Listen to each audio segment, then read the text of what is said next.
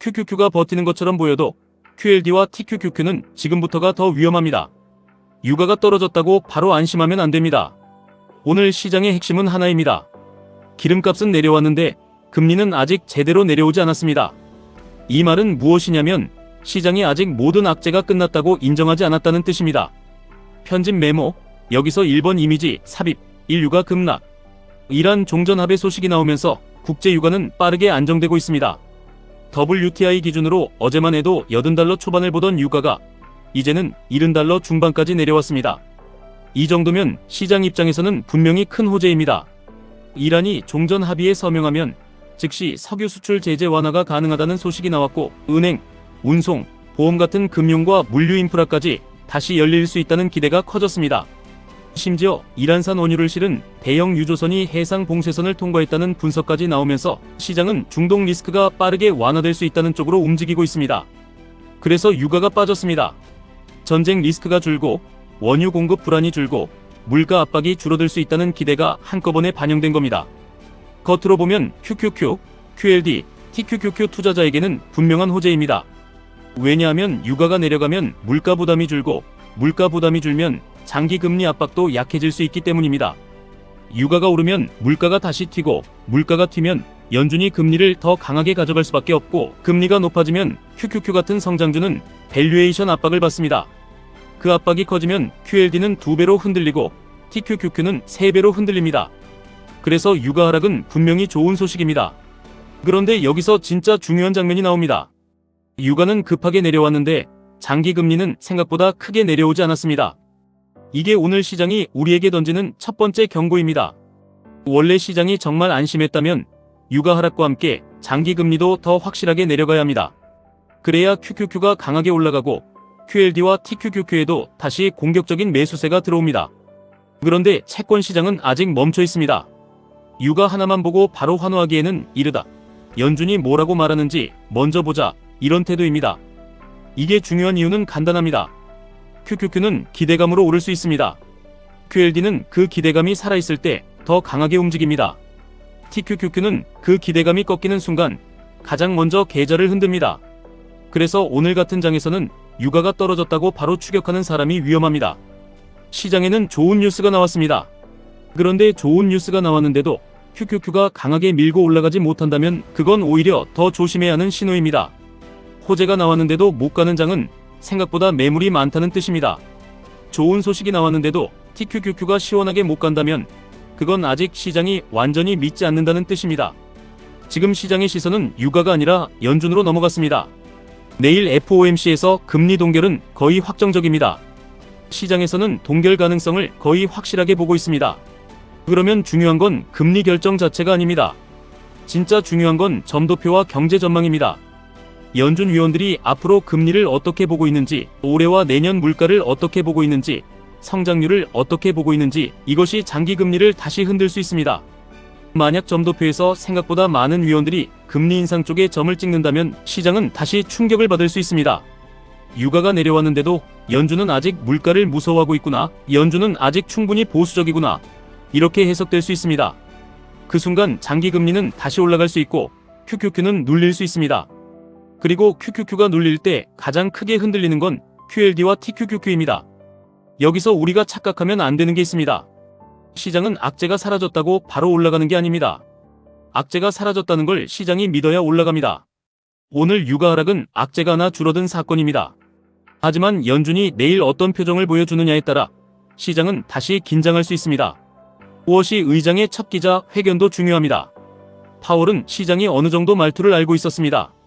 기자들이 어떤 질문을 하면 어떻게 방어하는지, 정치적인 질문을 어떻게 피하는지, 데이터 의존이라는 말을 어떤 식으로 반복하는지 시장이 많이 경험했습니다. 그런데 워시는 다릅니다. 첫 기자 회견입니다. 시장은 그의 말 한마디에서 방향을 찾으려 할 겁니다. 물가에 더 무게를 두는지, 고용에 더 무게를 두는지, 시장의 금리 기대를 인정하는지 아니면 차갑게 반박하는지, 이 모든 게 장기 금리를 흔들 수 있습니다. 그리고 장기 금리가 흔들리면 QQQ가 흔들립니다. QQQ가 흔들리면 QLD는 더 크게 흔들리고 TQQQ는 마음까지 흔듭니다.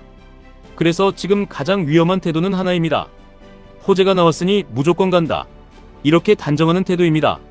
시장은 그렇게 친절하지 않습니다. 좋은 뉴스가 나왔는데도 일부러 한번 흔들고 갑니다. 기대가 너무 빨리 붙으면 털고 갑니다. 레버리지 투자자는 여기서 무너집니다. 방향을 틀려서 무너지는 게 아닙니다. 속도를 못 견뎌서 무너집니다. 맞는 방향을 잡고도 중간 흔들림에서 손절하고 다시 고점에서 따라붙으면서 무너집니다. 그리고 오늘 또 하나 봐야 할 게 있습니다. 오늘 주도주라고 볼 수 있는 반도체 흐름은 생각보다 좋지 않았습니다. 지금까지 시장을 끌고 온 건 AI와 반도체였습니다. QQQ가 강했던 이유도 결국 그 중심에 AI가 있었기 때문입니다. QLD와 TQQQ가 힘을 받았던 것도 그 주도주들이 무너지지 않았기 때문입니다. 그런데 유가가 떨어지고 중동 리스크가 완화되고 물가 부담이 줄어드는 국면에서 시장이 반도체가 아니라 다른 업종으로 눈을 돌리기 시작한다면 이야기가 달라집니다. 기름값이 떨어지면 수혜를 보는 업종이 있습니다. 운송, 해운, 산업재, 건설, 인프라, 유가에 눌려있던 가치주 쪽으로 돈이 퍼질 수 있습니다. 이제 시장의 질문은 바뀝니다. 증시가 갈 수 있느냐가 아니라 어디가 갈 수 있느냐입니다. 이 차이가 정말 중요합니다. 전체 지수는 버티는데 내가 들고 있는 주도주가 쉬어갈 수 있습니다. QQQ는 버티는데 TQQQ는 생각보다 피곤하게 움직일 수 있습니다. 시장은 오르는데 내 계좌는 이상하게 덜 오를 수 있습니다. 이때 조급해지면 안 됩니다.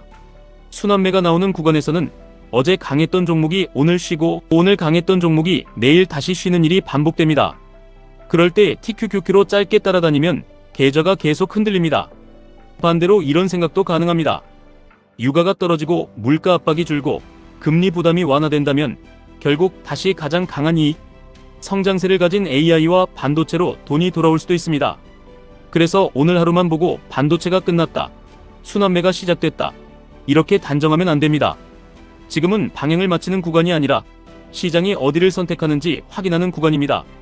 그래서 오늘은 계좌를 공격적으로 키우는 날이라기보다 내가 감당할 수 있는 변동성을 다시 확인하는 날에 가깝습니다. 특히 TQQQ 비중이 큰 분들은 오늘 하루 수익률만 보시면 안 됩니다. TQQQ는 하루 오르면 기분이 좋습니다. 하지만 하루 오르는 것보다 중요한 건 내일 흔들릴 때 내가 버틸 수 있느냐입니다. 지금 시장은 딱 그 질문을 던지고 있습니다. 유가가 떨어졌는데도 왜 금리는 크게 안 내려오느냐? 반도체가 왜 오늘 주도주처럼 움직이지 못하느냐? AI가 아직 강한데도 왜 시장은 다른 업종으로 눈을 돌리느냐? 이 질문에 답을 해야 합니다. 지금 필요한 건 예측이 아니라 기준입니다. QQQ가 핵심 지지선을 지키는지 봐야 합니다. 21선 위에서 버티는지 봐야 합니다. 반도체가 하루 조정을 받더라도 추세를 깨는지 아니면 과열을 시키는 정도인지 봐야 합니다. QLD는 이 구간에서 중심을 잡는 용도로 봐야 합니다. TQQQ는 확신이 아니라 기준이 있을 때만 움직여야 합니다. 여기서 많은 분들이 이렇게 생각하실 겁니다.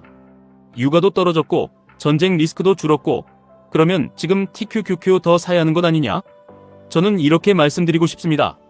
좋은 뉴스가 나왔을 때 사는 게 아니라 좋은 뉴스가 가격에 어떻게 반영되는지를 보고 움직여야 합니다. 뉴스는 좋았는데 가격이 못 가면 그건 시장이 아직 의심하고 있다는 뜻입니다.